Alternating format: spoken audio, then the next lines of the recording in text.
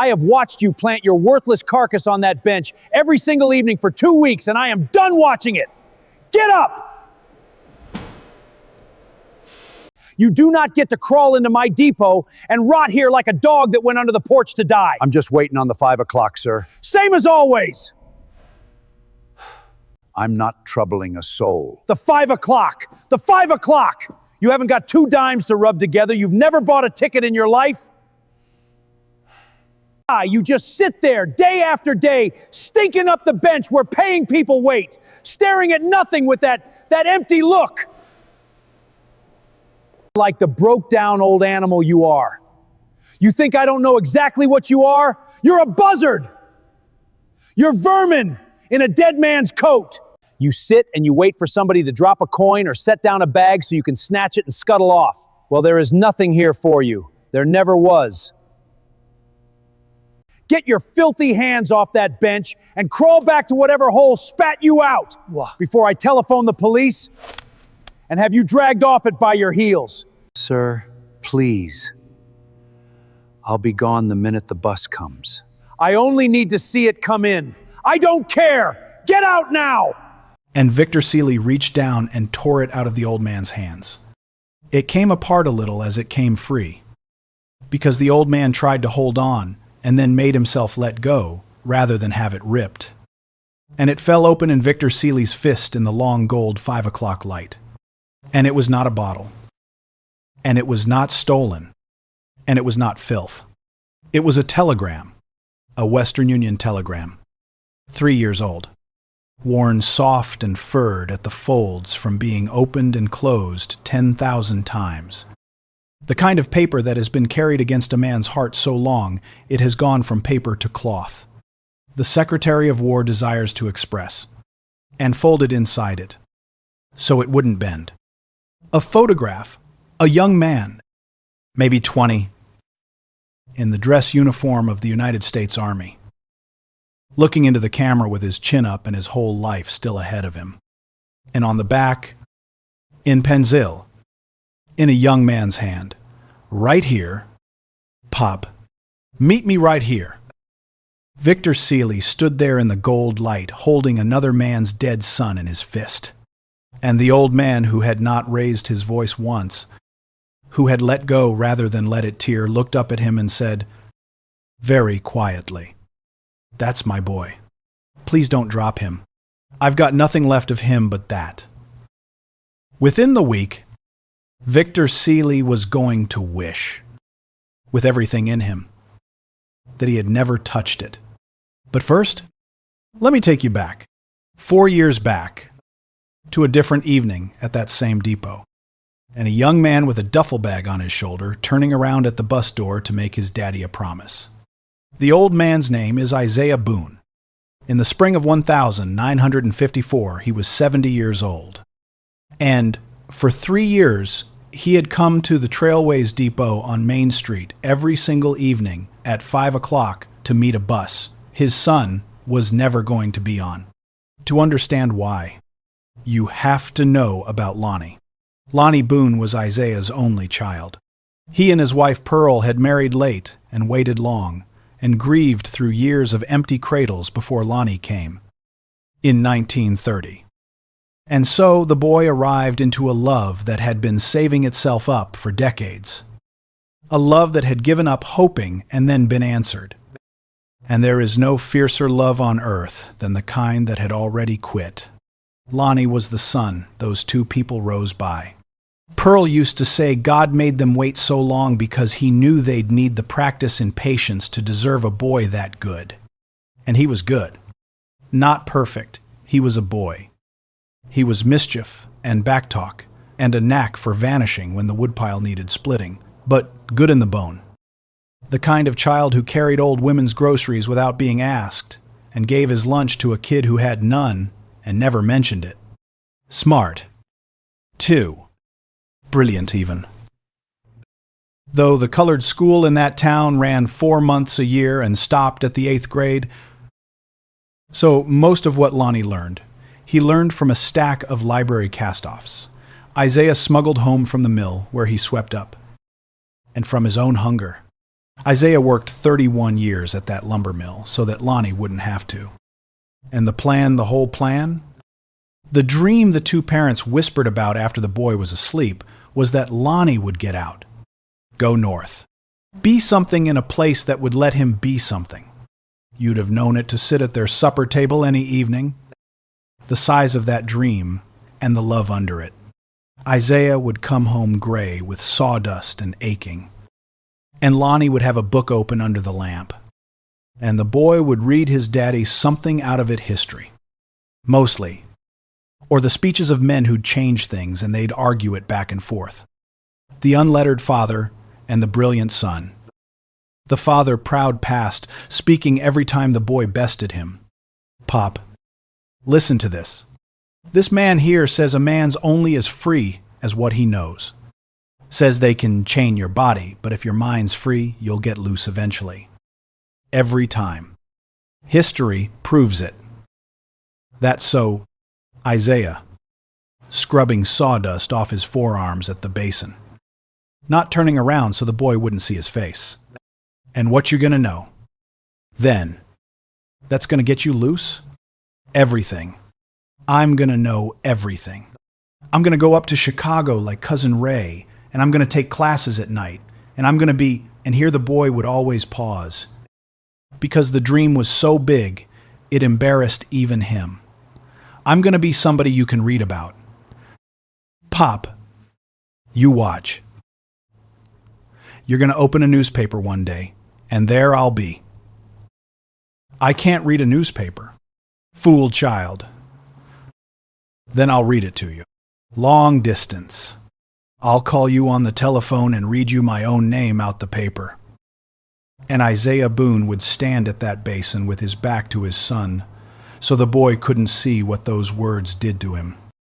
And he would say, "Rough, dry these dishes and quit dreaming so loud. The neighbors'll think we've lost our minds." And Lonnie would laugh. And dry the dishes. And the dream would hang in that little kitchen on Pettigrew Street like the smell of cornbread. Warm and filling, and theirs.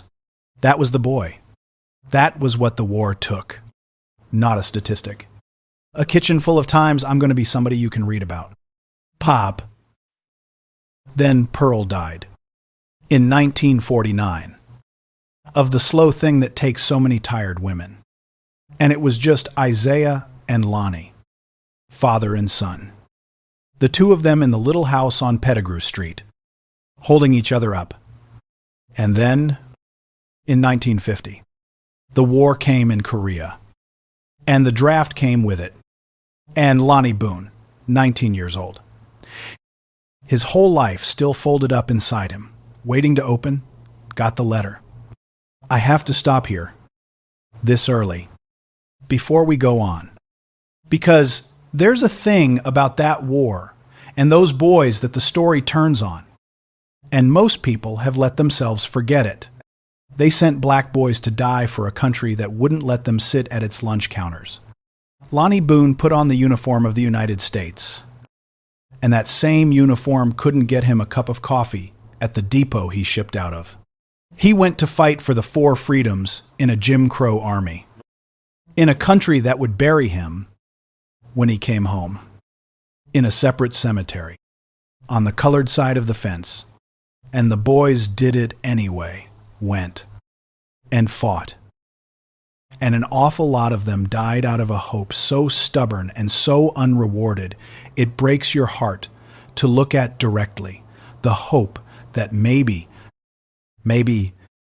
if they bled for it like everybody else, the country would finally have to see them as everybody else. It didn't. Not for a long, long time. But that's the hope Lonnie Boone carried up the steps of a Trailways bus in 1950. And you need to hold it. Because in a minute, a man named Victor Seeley is going to call that boy's father a buzzard for sitting on a bench. And I want you to know exactly who was sitting on it. Okay, here's the goodbye. The bus left from the Main Street Depot at 5 o'clock. Route Vine 6. A big silver Trailways coach. And Isaiah never forgot the number painted on its flank. because he would come to know it the way you know a face. Fleet number 2,879. Isaiah walked his boy down to the depot that evening in the late summer of 1950. Lonnie had his duffel on his shoulder and his orders in his pocket and that terrible young brightness on him. The brightness of a boy who doesn't yet believe anything can really happen to him. Isaiah carried the boy's other bag and didn't trust his own voice, so he didn't use it much. At the depot, because of how things were, they had to say their goodbye off to the side, by the corner of the building. Not out front, under the awning where the white families were hugging their own boys, a thing Isaiah felt that evening, like a brand, that he couldn't even see his son off from the same 6 feet of concrete as everybody else. But Lonnie didn't let it sour the moment. Lonnie never let them take a moment from him. That was his gift. Quit looking like that. Pop. Lonnie said, I'm coming back. People come back. Course you are. Isaiah managed. I mean it. Don't you go sitting in that house missing me. Keep busy. Read those books. And when my hitch is up, Lonnie grinned and hitched the duffel and pointed one finger down at the concrete, right where they stood, by the corner where the colored folks waited. When my hitch is up, you be right here. This exact spot, 5 o'clock bus. I'll come down those steps, and the first face I want to see is yours. You hear me? Right here. Pop, meet me right here. I'll be here, Isaiah said. Say it. Right here. 5 o'clock. I'll meet you right here. Son. And Lonnie Boone laughed and hugged his father hard enough to crack something, and got on bus number 2,879 and found a window and pressed his palm flat against the glass. And Isaiah pressed his own up from the outside to meet it with the cold glass between, and the bus pulled out. And that a palm on a window, the number 2,879, sliding away into the dusk, was the last time Isaiah Boone ever saw his son alive. The telegram came in February of 1951. The Secretary of War desires to express his deep regret. Lonnie Boone, killed in action, in a frozen place with a name his father couldn't pronounce. 20 years old. They sent home a flag and a box of effects, and some weeks later, the boy himself, in a coffin the family wasn't allowed to view, to be buried on the colored side of the cemetery fence with a government stone. And Isaiah Boone, who had buried his wife and now his only child, who had nothing left in the little house on Pettigrew Street but silence, did the only thing his shattered heart could think to do. He kept his promise. He went to the depot. At 5 o'clock, to the exact spot, the corner by the colored bench, where his boy had pointed and said, "Times meet me right here." And he stood there, and he met the 5 o'clock bus, Route 26, and watched the people come down the steps. And his son was not among them. And the next evening, he went again. And the next, because Lonnie had said, "Times meet me right here." And Isaiah had said, "Times I will." And a man keeps his word to his boy. Even after, especially times after, 3 years he had been meeting that bus. 3 years of 5 o'clocks. Not because he was confused, not because grief had cracked his mind, he knew. He knew better than anyone alive that Lonnie was in the ground across town. He came because it was the last appointment he had with his son, and he would not be the one to miss it. He came because down those steps was where Lonnie's face was supposed to appear. And standing in the place where you're supposed to be when the person you love comes home is a way of loving them that doesn't stop just because they can't come. He came to keep faith. He came because a promise doesn't have an expiration date. and neither does a father. He always wore his good hat to meet the bus. Brushed it clean every evening. Set it straight. Because you dress to meet your son. You don't slouch out to greet your boy looking any kind of way.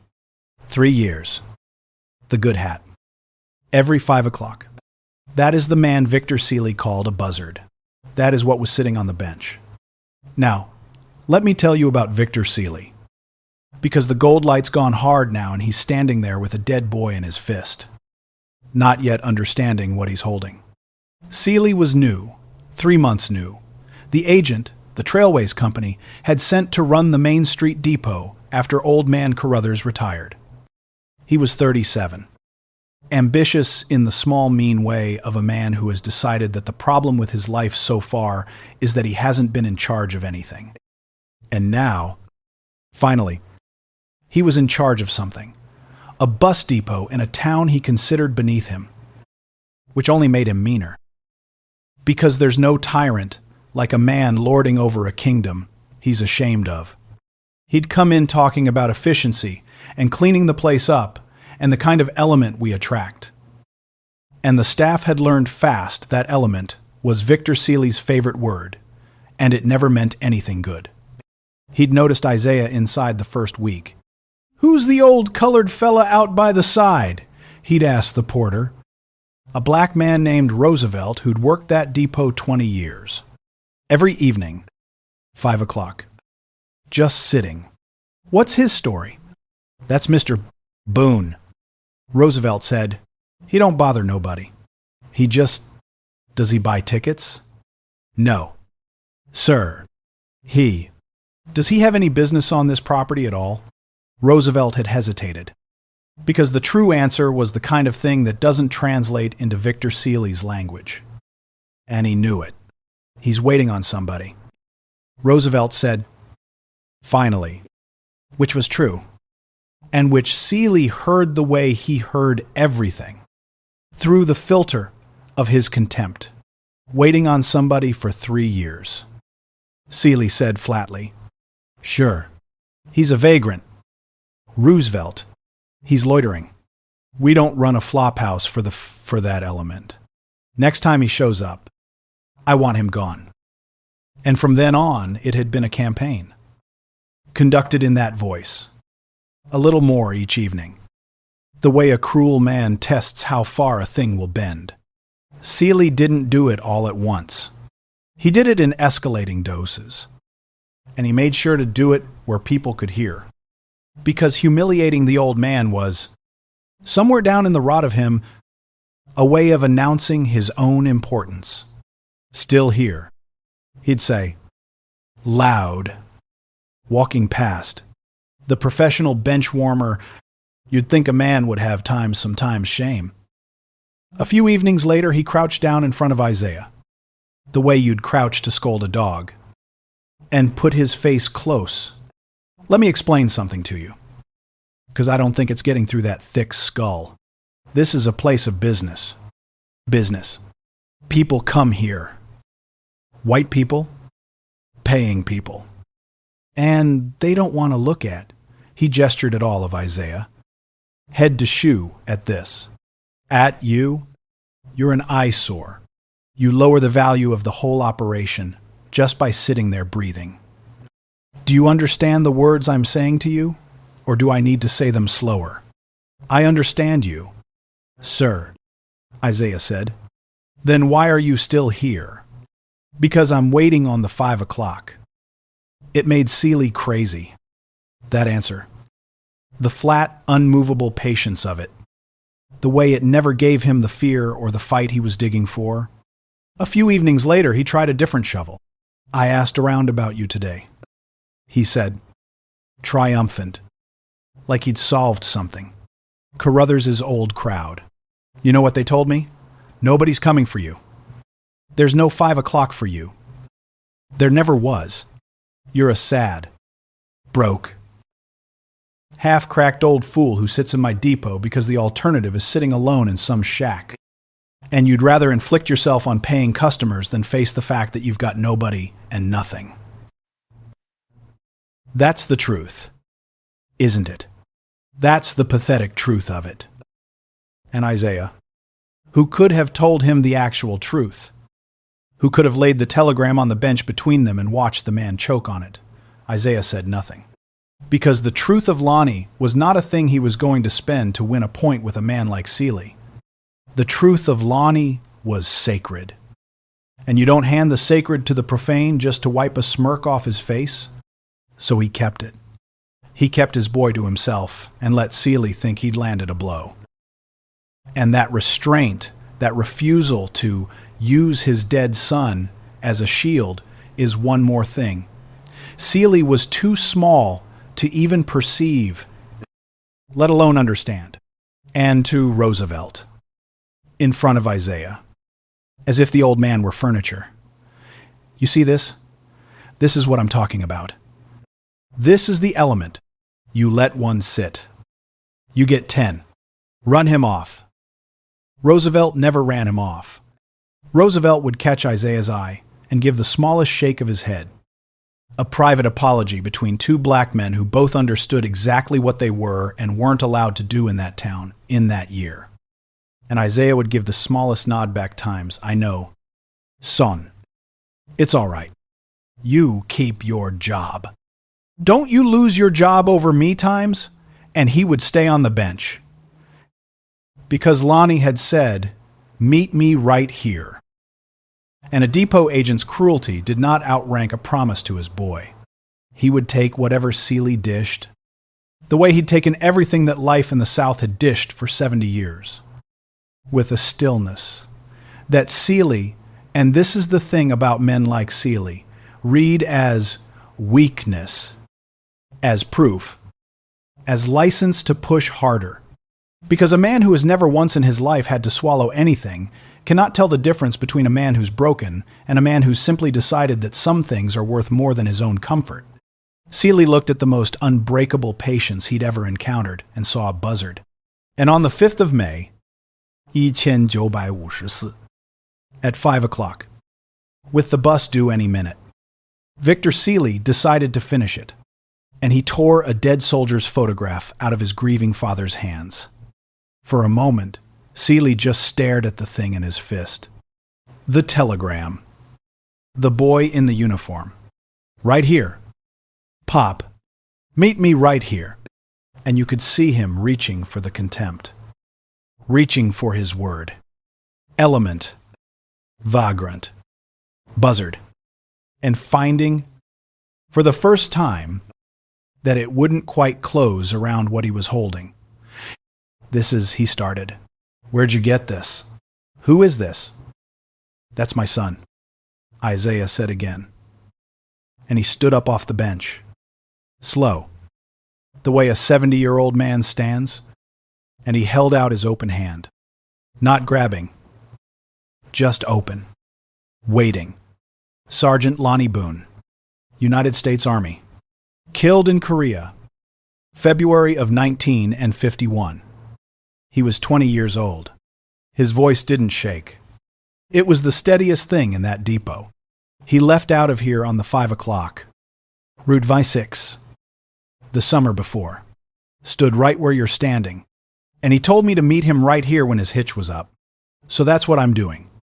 Sir, I'm meeting my boy. I've been meeting him 3 years. Now please, give him back to me. And the depot had gone silent around them. Roosevelt had stopped. And a couple of evening passengers under the awning had stopped. And somewhere, the 5 o'clock was groaning up Main Street toward them, and Victor Seeley stood holding the photograph and the telegram. And he did not give them back. Not right away. Because some venom has so much momentum that even the truth can't stop it clean. Instead, God help him. He reached for the only thing his kind of man has when the floor goes out from under him, which is to double down. Anybody can carry a picture, Seeley said. Doesn't make it yours. For all I know, you found this. Or you people. You'll say anything for sympathy.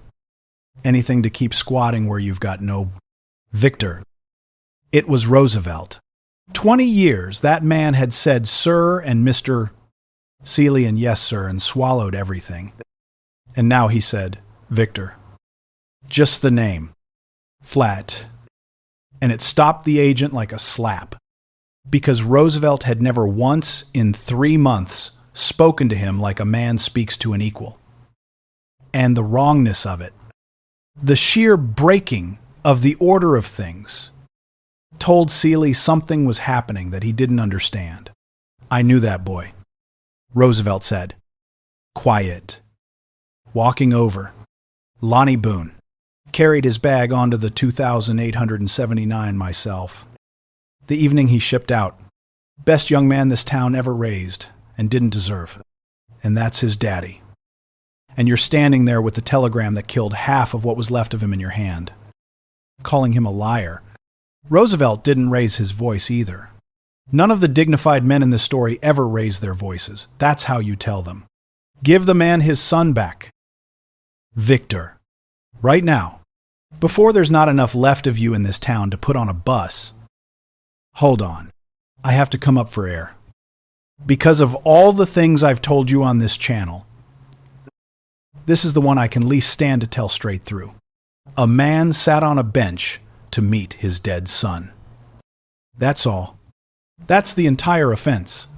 The lowest, quietest, most harmless, most heartbreaking act a human being can perform an old father keeping a promise to a boy who isn't coming home. And another man looked at it and saw vermin. And here's the thing I need you to sit in.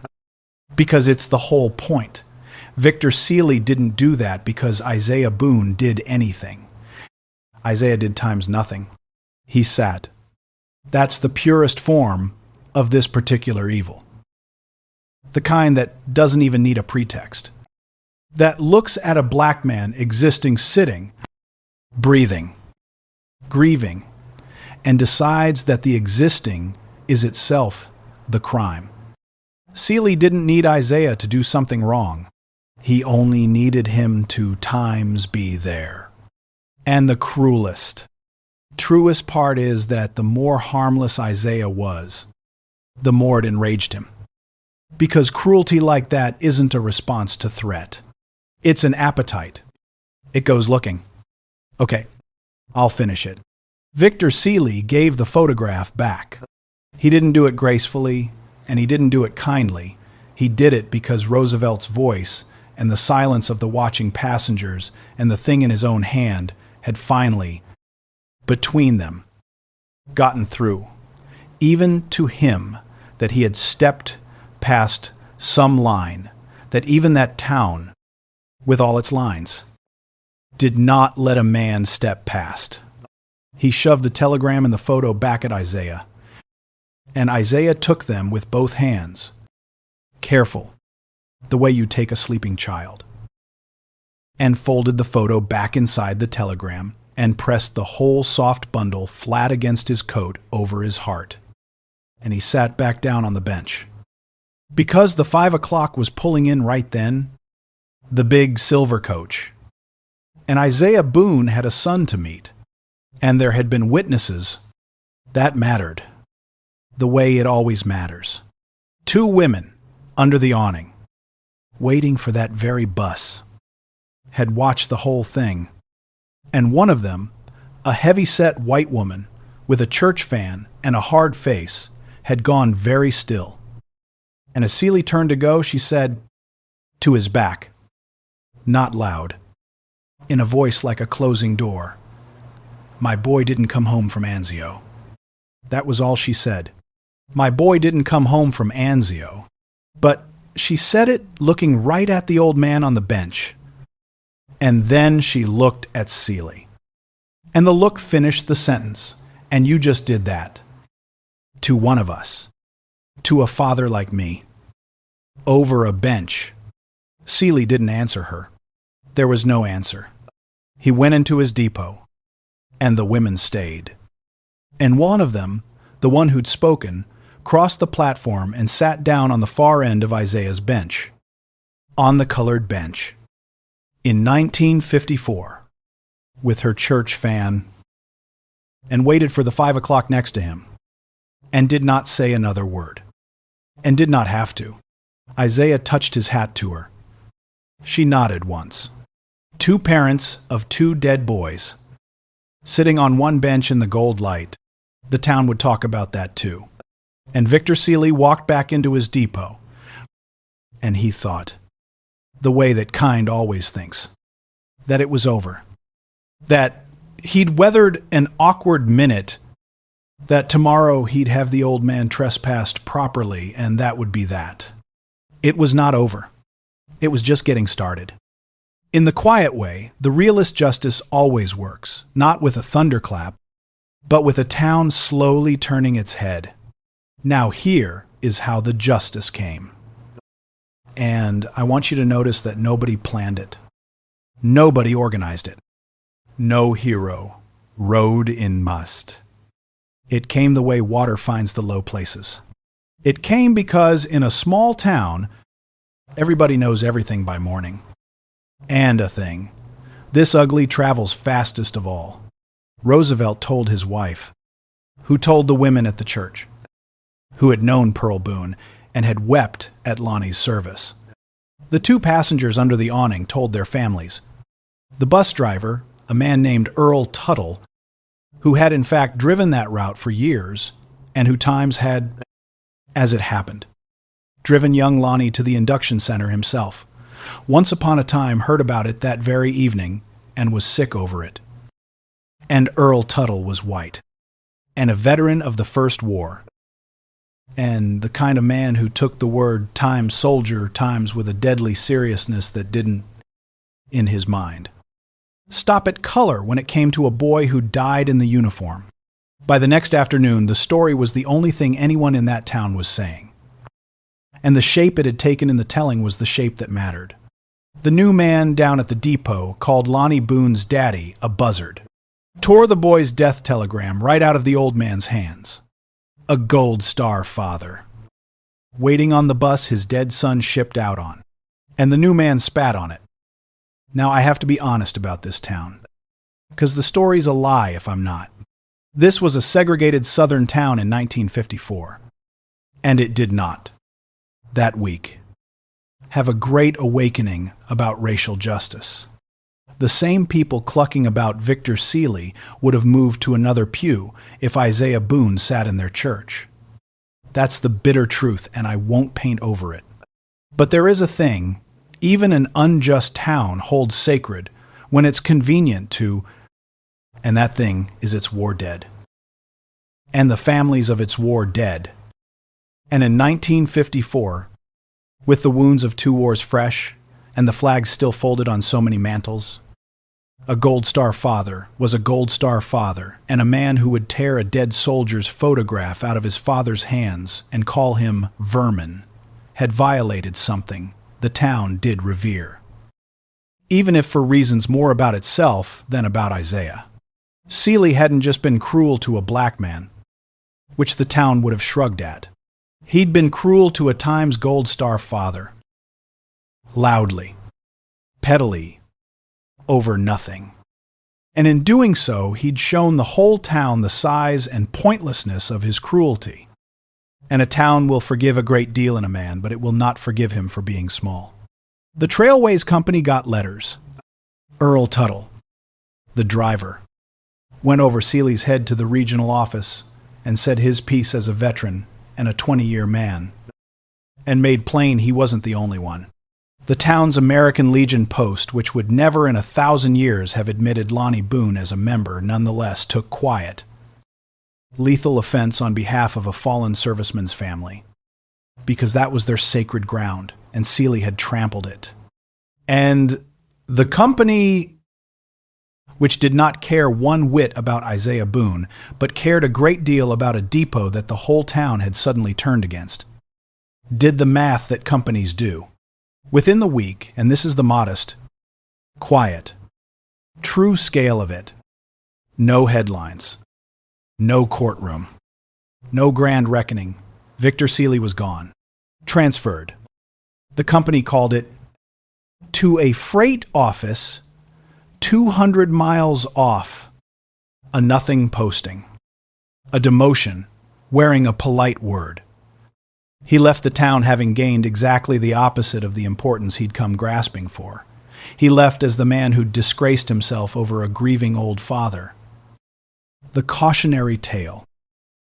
The small, cruel newcomer who didn't last 3 months because he didn't have the sense to know what even that town held sacred.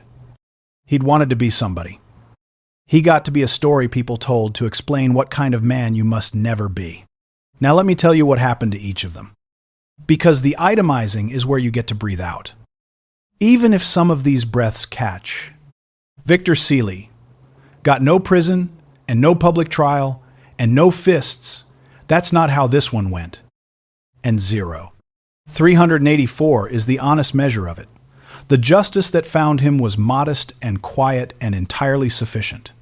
He got the freight office 200 miles away. And he got to carry the rest of his life, the knowledge of what was in his fist that evening. Because here's the thing about a moment like that. You don't get to unsee the photograph. Whatever Victor Seeley was before, and he was a small, grasping, cruel man before he was now a man who had, with his own hands, in front of witnesses, torn a dead soldier out of his father's grip and called the father vermin, and had been run out of a town for it. And no amount of telling himself he'd done nothing wrong was going to make that picture stop being in his head. I don't know that he ever repented. The story doesn't claim he did. Men like that mostly just nurse the grievance and move it to a new town. But I know he carried it. Because a thing like that doesn't put down. The town didn't punish Victor Seeley nearly as hard as that photograph did. Every time he closed his eyes, that's the only justice that ever really reaches that kind of man. And it reached him. Roosevelt, the porter, who said Victor out loud after 20 years of Sir Roosevelt kept his job, which had hung by a thread in the saying, and within the month was working under a new agent who knew exactly why the old one had left and had no appetite to follow him out the same door. But what Roosevelt really got was the thing a man gets only a few times in a life. He got the morning he found out what he was made of. 20 years he'd swallowed it. The way Isaiah swallowed it. The way they all had to. And he'd wondered every man who's had to swallow. It wonders whether the swallowing had finally hollowed him out. Whether there was anything left in him that would stand up when it counted. And then it counted. And he stood. He said the name flat, and he didn't look away. And he made a white man give a black father his dead son back. In 1954, in that town, and lived. He never bragged on it. But Isaiah Boone shook his hand at the bench the next evening and held it a long moment and said, "I won't forget what you did, Roosevelt." And Roosevelt said, "You'd have done it for my boy." And the two of them left it there, where it belonged, between two men who understood the price of it. Earl Tuttle. The driver let me be careful with him too, because he's the easiest one to turn into a saint, and he wasn't. Earl Tuttle was a product of his time and place and held 100 views I'd have argued with. But Earl Tuttle had carried Lonnie Boone's bag onto bus 2879. And Earl Tuttle had buried friends in France. And somewhere in Earl Tuttle, the word Times Soldier Times opened a door that the word Times Negro Times in his upbringing had nailed shut. And through that one door, for that one boy, a little light got in. He's not the hero of this story, but he did a decent thing for a complicated reason. And decent things done for complicated reasons are most of the decency there actually is in this world. And I won't sneer at it. What Earl Tuttle did next is the part that matters. And I'll get to it, because it's the something good. And Isaiah Boone. Isaiah got the only thing that was ever in his power to win. And it's the heart of the whole story. So hear it clear. Isaiah did not get Lonnie back. There is no justice on this earth that gives a man that. And this story would be a cheat and an insult if it pretended otherwise. He didn't get an apology from Seeley that meant anything. And he didn't want one. What Isaiah Boone got, what he times kept, which is better than got, was the bench. The appointment, he was not driven off. That was the whole of the victory, and it was enough. Because it was the only victory he was fighting for. The temptation, after that evening, would have been to stop coming to let Seeley's cruelty be the thing that finally ended the 3 years of 5 o'clocks. To decide that the world had made even his grief too dangerous to practice in the open. A lesser love might have stopped. Isaiah's didn't. He came back the very next evening, in his brushed good hat, and sat on the bench, and met the 5 o'clock. Route 26, and watched the people come down the steps, and kept his word to his boy. Seeley was gone within the week, and Isaiah was still there. And if you want to know who won, that's who won. The cruel man got transferred. The faithful man kept the faith. The bench was Isaiah's. It always had been. Here's the good that got left behind. And it's small. And it's the size grief allows, which is the only honest size. It started with Earl Tuttle and the bus. The evening after Seeley left, Earl Tuttle brought the 5 o'clock up Main Street, and as he pulled the big coach into the depot, he saw the old man on the bench in his good hat. The way the old man was there every evening. And Earl Tuttle did a thing he hadn't done before. He stopped the bus square in front of Isaiah, and he opened the door, and he leaned out, and he took off his own driver's cap, and he said, "Evening. Mr. Boone?" Just that. Evening. Mr. Boone. And Isaiah looked up and touched the brim of his good hat and said, "Evening, Earl." And Earl Tuttle closed the door and ran his route. He did it the next evening, too. And the next, every evening, the 5 o'clock would pull in, and Earl Tuttle would stop and open his door and say, "Time's evening. Mr. Boone." And Isaiah would touch his hat and say, "Time's evening. Earl." And it became a thing. The way things become things in a small town. The daily salute between the driver who'd carried the boy away and the father who still came to meet him. It didn't bring Lonnie down those steps. Nothing was ever going to bring Lonnie down those steps. But it meant that the father who waited no longer waited entirely unseen, unhonored, alone, that one man. Every evening, marked the appointment with him, acknowledged out loud that a son was being met here, that this waiting was a sacred thing and not a vagrant's idleness. Evening. Mr. Boone. It was a small thing. It was an enormous thing. They are so often the same thing. And then there was the boy. There was always going to be a boy. That's how the good gets carried forward. His name was Curtis. And he was a Laven. And he shined shoes and ran parcels at the depot for nickels. A quick, skinny, black kid from over on Pettigrew Street who'd known, vaguely, that the old man on the bench was Mr. Boone, whose son got killed in the war. After the Seeley business, Curtis started shyly at first. Then regular, sitting on the end of the bench with Isaiah, some evenings, waiting for the 5 o'clock. And Isaiah, who had been so alone in his waiting for 3 years, began to talk. He told Curtis about Lonnie. "You're waiting on him to come back?" Curtis asked. The first evening. The way a child asks the thing the grown folks won't. "No, son." Isaiah didn't take his eyes off the street. "My boy's not coming back. I know that better than I know my own name. He's resting over yonder across the fence. I put flowers there Sundays." He was quiet a moment. "I come here for a different reason." He stood right where your feet are. The evening he shipped out, and he made me promise to meet him on the 5 o'clock when his hitch was up. And I promised, so he nodded down the street toward the coming bus. Simple as that. I keep my promise. He can't help. That he can't come. But I can help whether I'm here, and I'm always going to be here. That's the part that's mine to keep.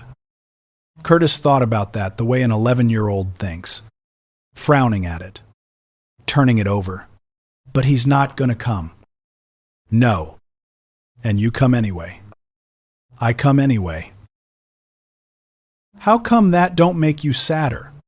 And Isaiah Boone looked at the boy then. Really looked at him. And something in his old face eased. 'Cause sad's not the only thing a man can do with missing somebody.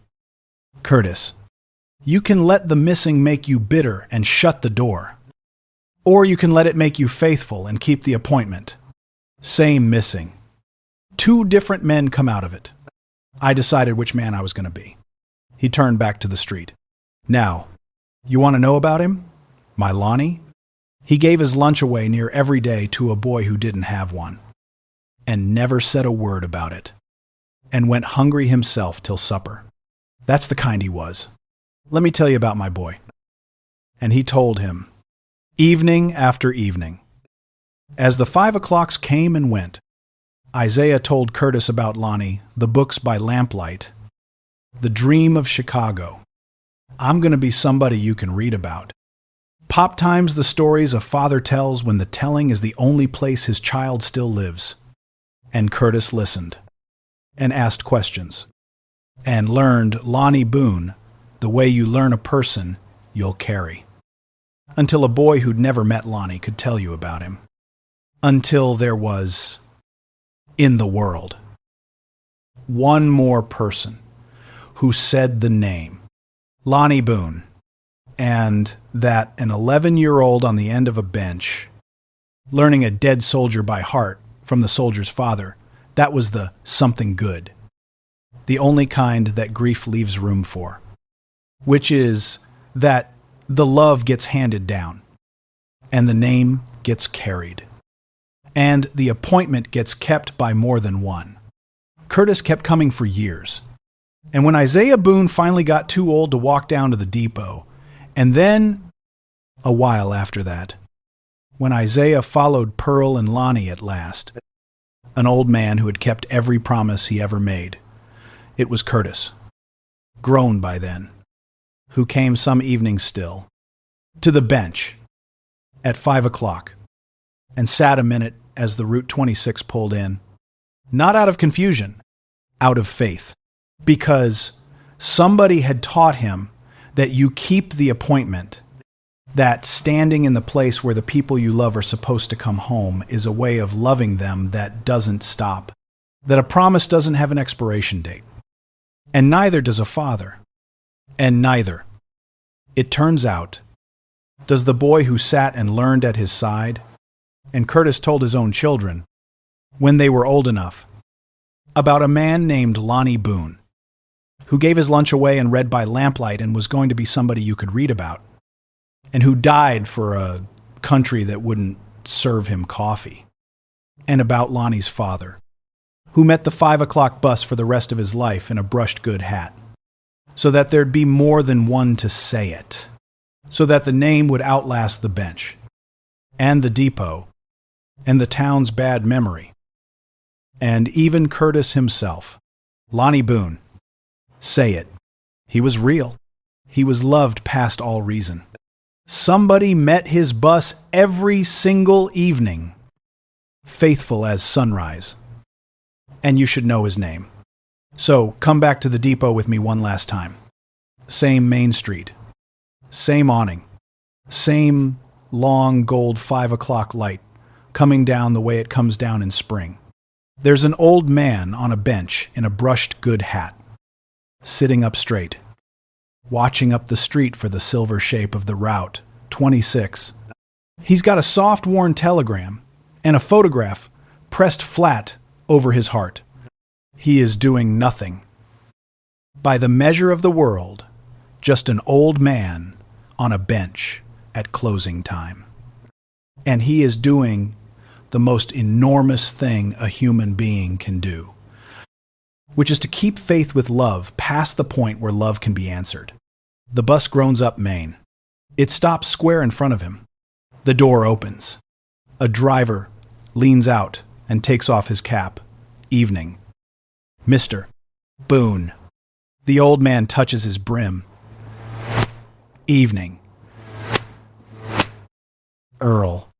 And the passengers come down the steps. One, and then another, and then another. And the old man watches each face the way he has for 3 years, and then 4, and then more. And the face he's waiting for does not come, the way it was never going to come. And he stays anyway, because he said he would. Because time's right here. Pop, meet me right here. Because a man keeps his word to his boy. A man tore that boy out of his father's hands and called the father a buzzard for sitting on a bench. And the bench stayed the father's. And the cruel man was carried off down a freight line nobody remembers. And an 11-year-old learned a dead soldier's name by heart. And a driver doffed his cap every single evening to a love that would not quit. Right here. Pop, meet me right here. He met him every 5 o'clock for the rest of his life. In his good hat. He met him. You cannot break a love like that with a cruel word, or 100 of them, or a telegram, or a war. It just keeps the appointment. It just keeps showing up in the gold light. Dressed nice. Watching the steps. Faithful past. All reason and all reward. That's the strongest thing there is. It always was. The cruel man never had a chance against it. So, let me ask you something before you go. Because I can barely get through this one, and I expect you're somewhere near the same. An old man sat on a bench and did nothing. And a cruel man looked at that nothing and saw vermin, because that's the purest kind of contempt there is. The kind that doesn't need you to do anything. That hates you for simply being there.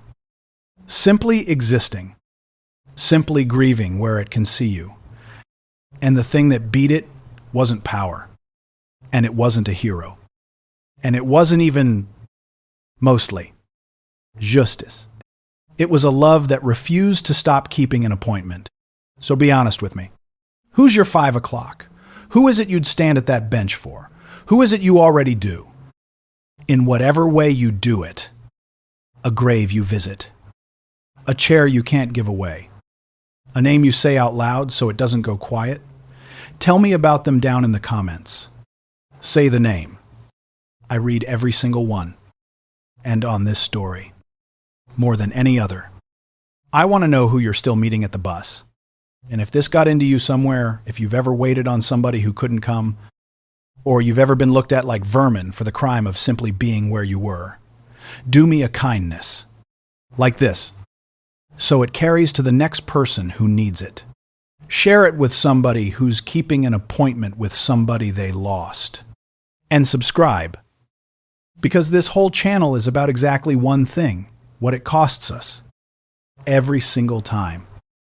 To look at a human being and decide, before we know one thing about them, that they're nothing. They are never nothing. That old man on the bench was the most faithful love in the whole town. And a fool called him a buzzard. Go meet your 5 o'clock. Wear your good hat. They'd want to see you looking nice.